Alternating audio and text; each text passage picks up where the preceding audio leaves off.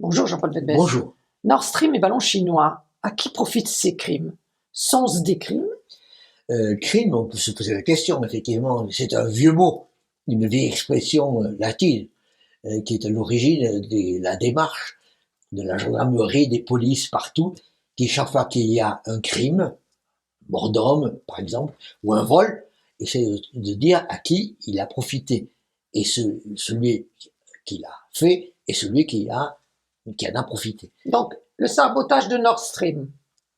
Et l'espionnage du ballon, on se dit, à qui est-ce que ça a profité? Alors, Nord Stream, on se dit, mais c'est un sabotage compliqué. Plus difficile à évaluer que le ballon de Chinois. Oui, mais est-ce que ça a profité aux Russes? Non. Est-ce que ça a profité aux Allemands? Non. Est-ce que ça a profité aux Américains? Indirectement. Et donc, vous voyez à quel point le mécanisme causal est un mécanisme plus difficile qu'avant. Le ballon chinois, même chose. Enfin, c'est plus évident. Le ballon chinois, c'est évident parce que des Chinois. Mais pourquoi est-ce que la Chine s'est mise en difficulté par rapport aux États-Unis avec un système d'espionnage, a priori, tellement voyant, aussi visible, aussi voyant? Donc on se demande chaque fois, mais pourquoi ont-ils fait ça? Qu'est-ce qui est derrière?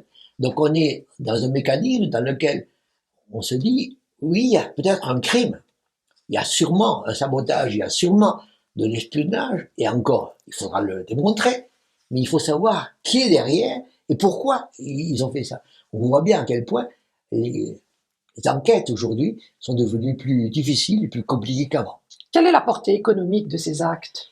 Bien, le problème que l'on a, c'est que chaque fois qu'il y a un drame de cette nature, que l'on a une explosion avec les gargouillis Nord Stream 2, quand on voit le ballon chinois, tout le monde s'inquiète, les marchés se mettent à monter, le prix du gaz se met à monter, les inquiétudes apparaissent partout. Nous sommes dans un système mondial interdépendant et plus complexe qu'avant. Absolument, parce que quand ces inquiétudes apparaissent, elles ont des traductions monétaires et financières qui sont très simples, à savoir le prix du gaz augmente, le prix du pétrole augmente, les gens sont plus inquiets, et donc les prix se mettent à augmenter partout, jusqu'à ce que ça se calme.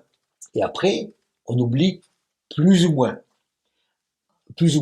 en se disant, mais un jour ou l'autre, on verra bien ce qui s'est passé.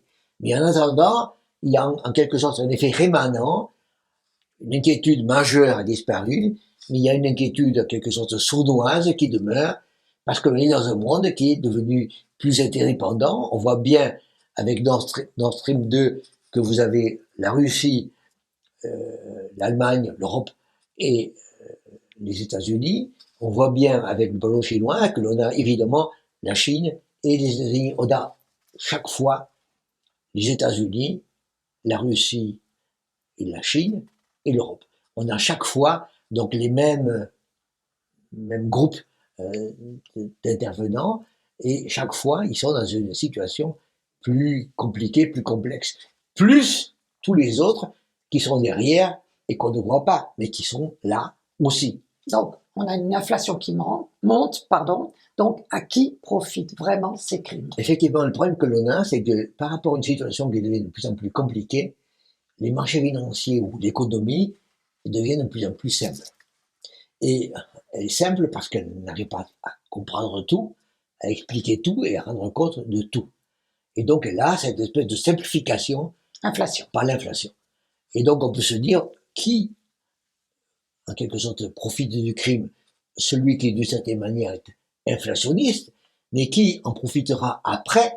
Celui qui s'en protège le plus. Autrement dit, on peut dire qu'aujourd'hui, la Banque centrale américaine et la Banque centrale européenne, qui nous protègent les prix, sont d'une certaine manière une façon de nous protéger des crimes sans nécessairement les avoir commis.